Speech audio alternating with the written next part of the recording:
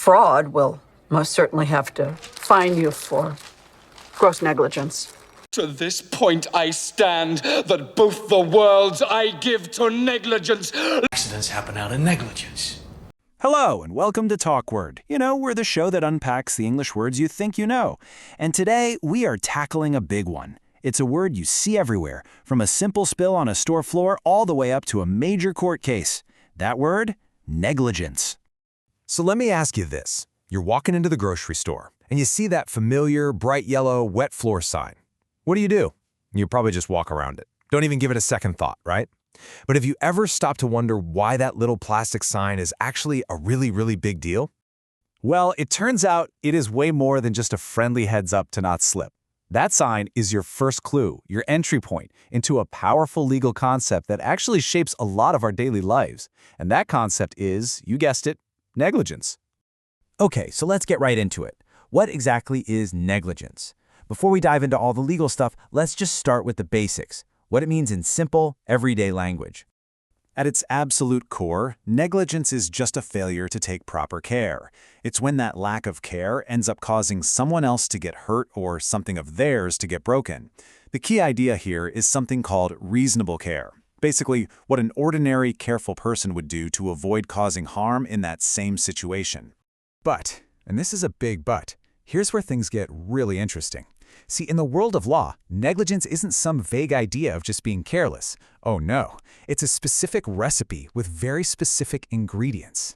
That's right. In a courtroom, you can't just stand up and say, oops, they weren't being careful enough. To legally prove that someone was negligent, you have to show that four, and it has to be all four, very specific conditions were met.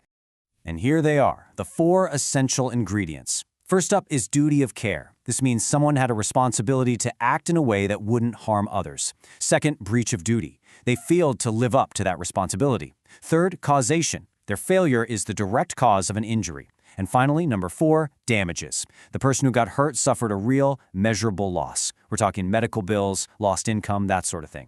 And the most crucial point here is this. You absolutely need all 4 of those ingredients for the recipe to work. If you're missing even one, a legal claim for negligence just falls apart. It's kind of like trying to bake a cake but forgetting the flour. You're just not going to end up with a cake. So you can see how this super strict legal definition is a world away from how we just throw the word negligent around in a normal conversation. And understanding that difference is really key, so let's put them side by side. In everyday chat, you might say something like, ugh, I was so negligent, I forgot my keys again. All you mean is you were being a bit careless or forgetful. But when you hear on the news, the driver's negligence caused the accident, that's a whole different ballgame. That phrase is making a serious legal claim. It's implying that all 4 of those legal ingredients we just talked about are in play. All right, enough with the theory. Let's see how this actually plays out in the real world. Where can we spot potential negligence happening around us? Well, think about some of these classic scenarios. A store owner who sees a spill on the floor and just ignores it. A driver who's looking at their phone instead of the road and causes a crash. Or even a doctor who makes a harmful mistake in a diagnosis. In every one of these cases, you can start to connect the dots and see how those 4 legal ingredients, duty, breach, causation, and damages might all line up. And look at that. We are right back where we started. That wet floor sign, that is the store showing you they are fulfilling their duty of care.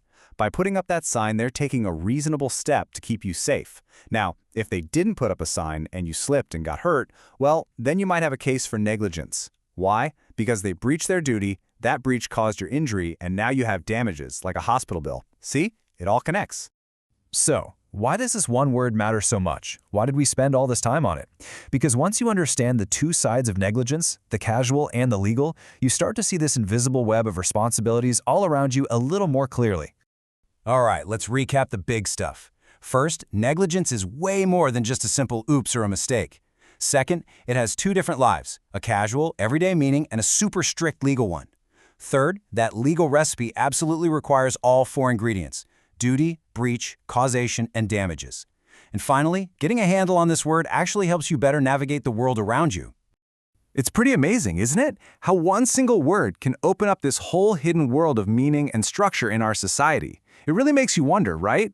What other powerful words are out there that we use all the time but maybe don't fully understand? Hey, if you enjoyed this little journey into the world of a word and you want to master more essential English, you should definitely check out the TalkWord app.